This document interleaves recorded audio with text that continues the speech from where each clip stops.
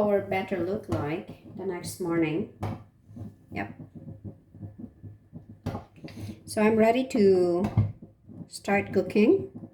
Just I am heating the pan.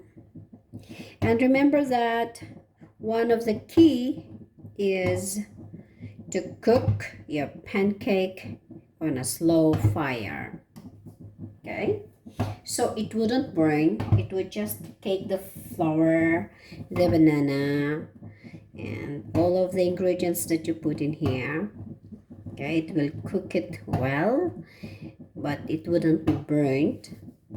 So that would be an additional key in making your delicious, perfect pancake for the family's breakfast.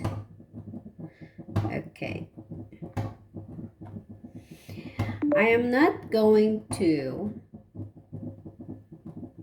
add any water because I can say it's good enough.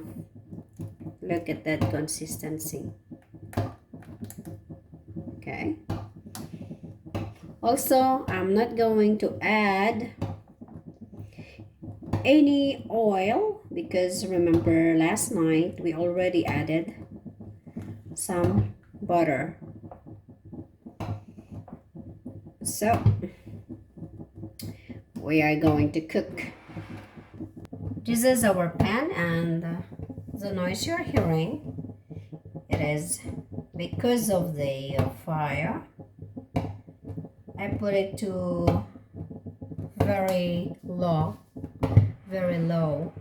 fire. So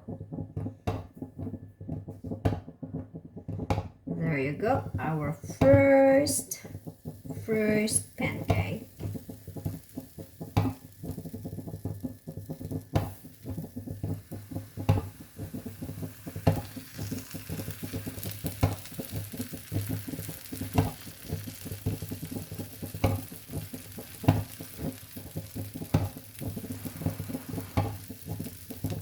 It's not a perfect round, but it's okay. This is ready to turn upside down.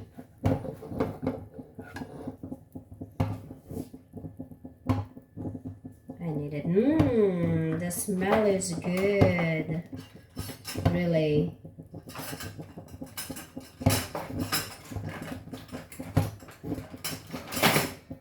It smells so well.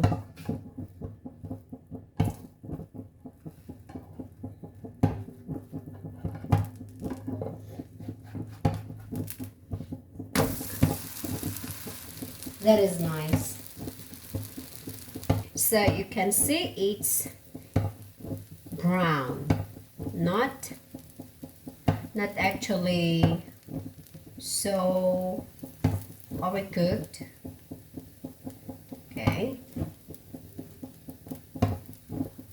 And this one you could feel that it's soft like that when you touch, because it contains banana, a lot of banana. I'm saying this because a lot of people would prepare a banana pancake with 2 cups of flour and maybe just 1 banana like that. I think you have to add more than 1, even more than 2. And you would see the difference. Maybe you wouldn't see, but you would taste the difference. I think that's the reason why my family really enjoys this pancake. Because of course I'm not saying that back in our home country they don't eat pancake. No. The only difference is the amount of banana that was put in here, and they like it. They call it mualo. In English, I guess that means soft. So soft.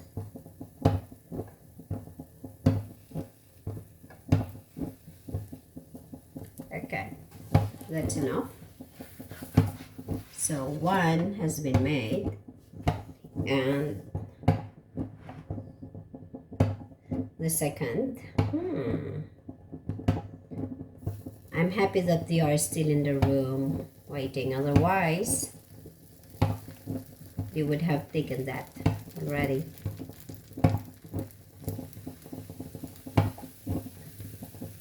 You can see that. That's a lot of banana flesh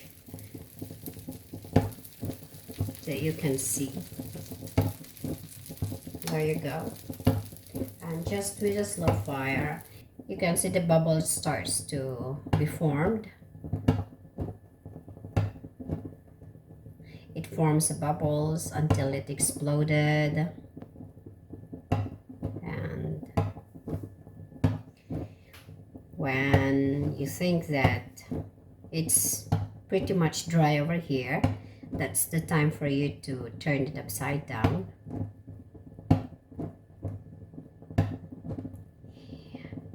There would be some mistake, or there would be some, how would I say, a little bit of a challenge in making this, because if there will be a lot of what I call this, if there would be a lot of banana with it, the challenge would be like it's kind of difficult for you to turn it upside down, because it would be very fragile, or it easily cut down. Okay, when you try to lift it up like that, then it would just cut on its own. That's the challenging part of it. What you would do on that is to add egg, because we know that egg is to bind all of your ingredients together. Okay, so just add more egg, and you have to wait until here is totally dry.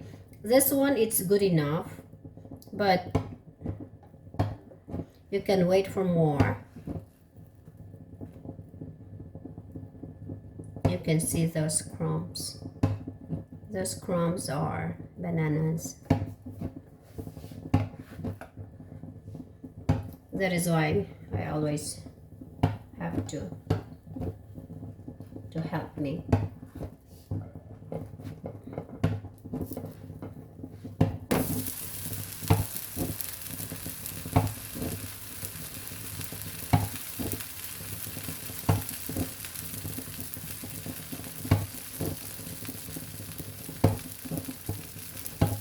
It's a labor of love for your family.